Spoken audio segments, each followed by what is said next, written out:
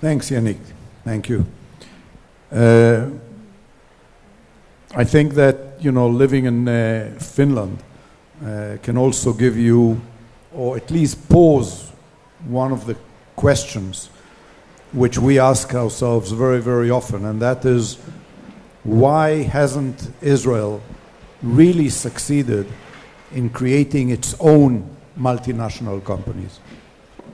If you think about Israel, I think maybe that there's one, maybe two companies in Israel that can be designated as multinational, truly multinational. One is Teva, which is experiencing some of its own problems today, but is a truly multinational generic pharmaceutical company.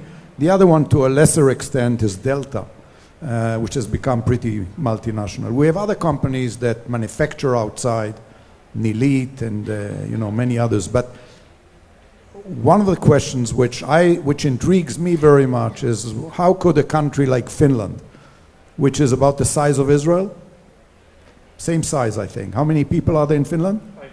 So you're smaller. We are 8 million. Create a Nokia. How could Switzerland create a Nestle?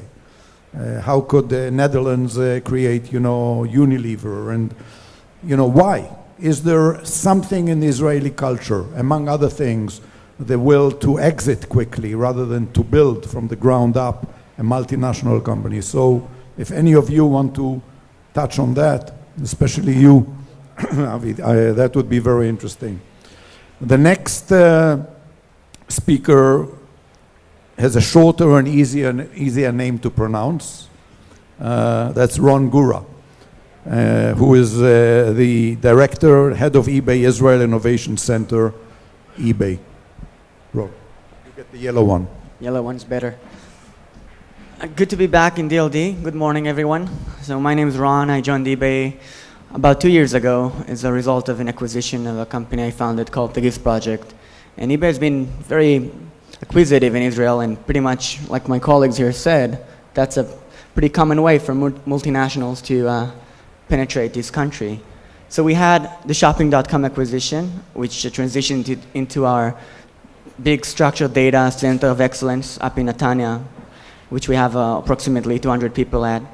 And we have the fraud sciences acquisition about 4 years ago, which is an amazing team of anti-fraud experts fulfilling and enabling all the anti-fraud action on PayPal globally.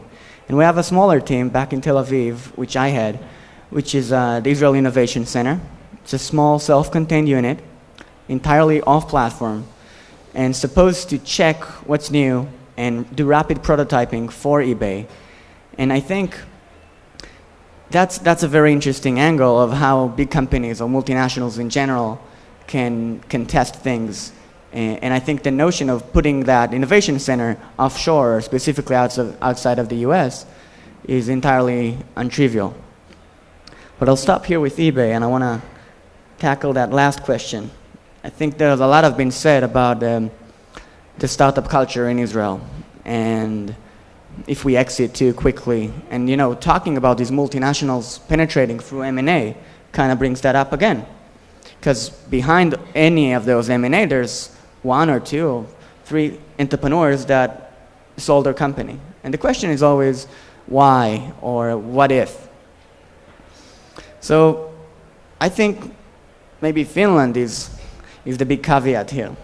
I think we're doing pretty well, and I might be biased, but the question is how many big multinational companies, or how many billion-dollar companies, as we usually phrase that in the internet space, can you really build? How many billion-dollar ideas do you even have? How many billion-dollar entrepreneurs are there really out there? I think per capita we have quite a lot of billion-dollar companies.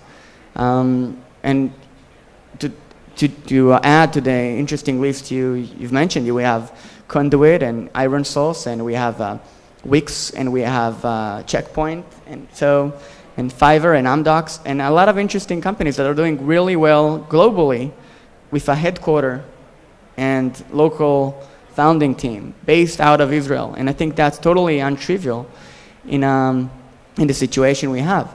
And I think this is something to actually take a lot of pride in and say, some entrepreneurs want to build a bigger company and can. Not any notion, not every venture can even reach a multinational company level.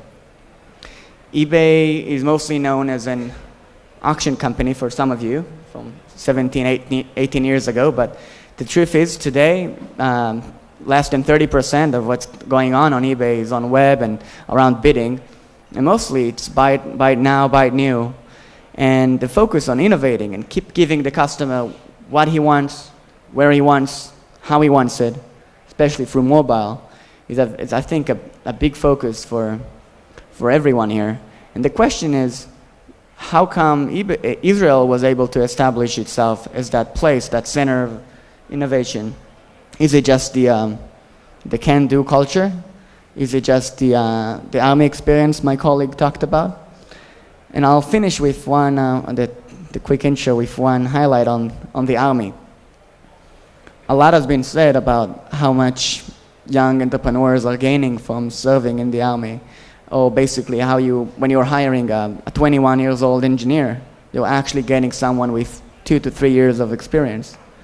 I think there's one point that needs to be taken into account, is when you're getting that guy with 3 years experience, you're actually getting not only his experience coding, but also experience coding back to back with the other team members that you've hired. And in a reality that people understand that good teams, good self-contained teams are not a commodity, people don't take that as a trivial fact. To have a team that knows how to work together back to back, that's a big plus, and I think that's what really the army notion is all about. Thank you, Ron. By the way, that mention of companies like Conduit or Iron Source or Checkpoint, you can add to that probably Waze and a few others. It's an interesting question whether we can actually now proudly add them to the list of Israeli multinationals by the fact that they have actually been bought by a large multinational but are operating around the world. And are they keeping the Israeli identity? Are they keeping it by having the design center or some of their major activities in Israel? Are they losing it by becoming part of a large multinational? It's an interesting question. I'm sure when Avi's turn comes, he'll be able to comment on that as well. But now we will hear from Rick Kaplan, who is country general manager for IBM Israel. Thanks very much, Dan. So first let me add to your list. One of the great agrochemical companies, Maktashima is here in Israel, one of the largest in the world. I think of Iscar as a great multinational. Even Israel Chemicals, that we think of as a local company, has operations and sales around the globe. And then we called out a couple of others that IBM works very closely with as well, like Amdocs, Converse, NICE, Verint, all with very substantial global billion-dollar businesses. So there might not, well, I guess our one Nokia is Teva, but there's a long, long list of other companies that have done very, very well in the global markets, and I'll talk a little bit in a moment about IBM's relationship to those companies. When you think about IBM in Israel, you have to think about deep, deep roots. We are not new to this game in Israel. We're a 100-year-old company. We celebrated 100 years in 2011. There's a reason that we're still around 100 years later, and almost all of our competitors during that period. You can go back certainly 50 years plus, there's no one left. 30, 40 years plus, there's almost no one left. And even some of our competitors from the 60s and 70s and 80s, and I won't mention their names, but they're at risk of being part of history as well. So why is the IBM Corporation still here after 100 years, growing substantially, healthy in its environment? It's all about innovation. There's a culture of innovation within the company, and it's the secret to its success. We're not a company of products, we're a company of innovators. And it brings me it's easy to transition from that thought to our relationship with the State of Israel. We've been here since 1949. Opened our branch right after the independence of the State of Israel. But I think IBM was actually the first. Yeah. Right? The first in Israel. I believe so, of the great multinationals to be here. I'm going to fast forward a little bit to 1972. 1972 is when we opened our research labs here in Israel. And the reason is simple. IBM has a simple formula about where we put our work in the world. We put our work where you find the best and the brightest. You know, in the world of insourcing and outsourcing and all those fancy new words that you hear people talk about, outtasking, we've been in that game for decades. And we chose Israel as a center of research because the best and brightest are here. And that small little lab in 1972 that started out with 4, 5, 6 great scientists, mostly from the Technion, is now almost 700 people today. And after IBM leads the world in patents every year, over 6,000 a year. Our closest follower is Samsung with around 4,000 plus or minus. IBM has more patents each year than all the other tech companies put together. And our Israel lab, after the United States, develops the second most patents for the IBM Corporation. And we've continued to invest in that lab for that reason. You think about things like innovation. One of our most significant customers, the Ministry of Defense, came to us and said, video analytics isn't where it needs to be for our strategic needs. They went to work with our Haifa labs, and we developed some of the world leading video analytics together with the Ministry of Defense here in Israel, and we're in the process now of productizing it and bringing that solution to the globe with its core in Israel and the innovation here in Israel. Let me go forward from there to around 2000. In around 2000, plus or minus, IBM became very acquisitive in Israel. We started acquiring companies. And we've since acquired 13 companies here, most recently Trusteer in the area of cyber. There's an interesting thing about this brain drain concern that you talked about. You can take every one of our acquisitions here in Israel, and they've grown by multiples since their acquisition by IBM here in Israel.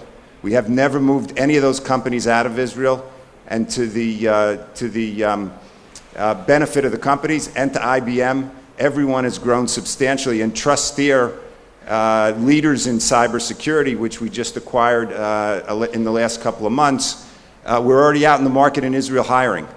We're going to substantially increase the size of Trusteer in Israel. And together with that, we're opening up a cyber lab in Beersheba at the university.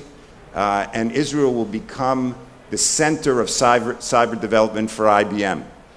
Now I want to go back just to 2000 for a second and talk about another thing that helped IBM create relationships with companies like Converse and Amdocs and NICE and Verint, and the list goes on and on.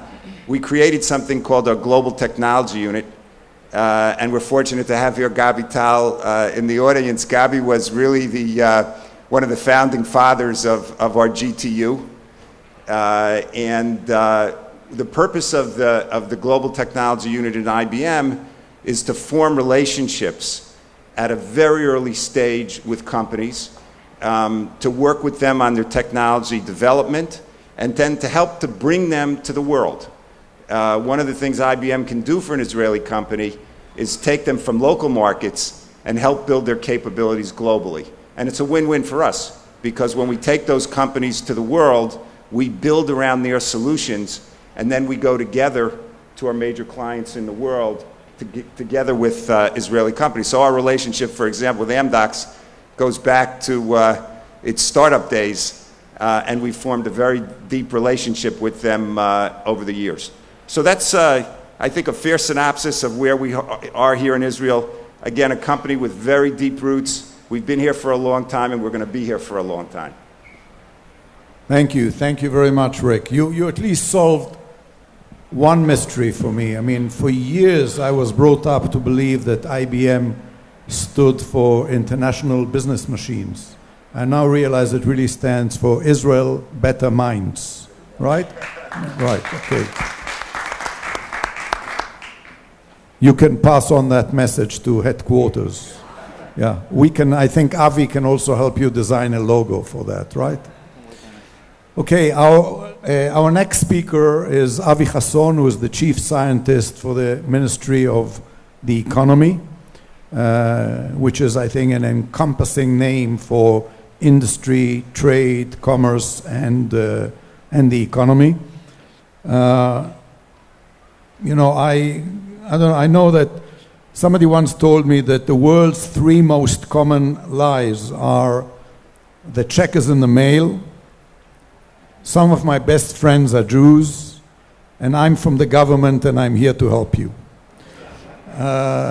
We actually live in an age where, contrary to the belief that it's all about free markets and we want no government interference and government should stay out of business, we have witnessed, not so much in Israel, but certainly in the United States and in Europe during the 2008 and 2009 crisis, that governments have a very crucial role to play when things go wrong or when something huge like the meltdown and tsunami of 2008-2009 happened. I don't think that any of the companies, among them, by the way, the last one we'll hear from, General Motors, would have been where they are today without government stepping in and doing the right thing. On the one hand, I'm a bit disappointed for Avi because I expected, you know, with him being like the fifth speaker, to have a whole list of complaints about the Israeli government and why it doesn't help and what it doesn't do right, but none of that happened, which I think is a testament to the fact that you're probably doing something right. So we're looking forward to hear from you. Thank you, Avi. Thank you.